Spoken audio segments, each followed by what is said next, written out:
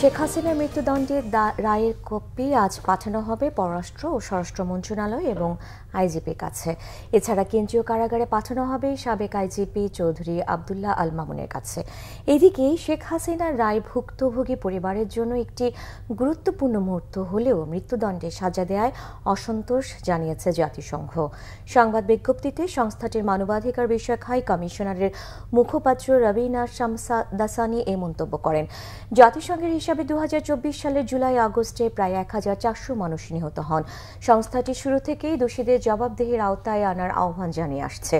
মুখপাত্র শামদাসানি বলেন, এই মামলার ক্ষেত্রে অভিযুক্তের অনুপস্থিতিতে বিচার হয়েছে এবং মৃত্যুদণ্ডের শাস্তি দেওয়া হয়েছে। এটি স্বাগত জানানোর মতো বিষয় এবং ভুক্তভোগী পরিবারের জন্য ইতিবাচক। তবে যে কোনো পরিস্থিতিতে মৃত্যুদণ্ডকে জাতিসংঘের মানবাধিকার বিষয়ক হাই কমিশন দুঃখের সাথে দেখে।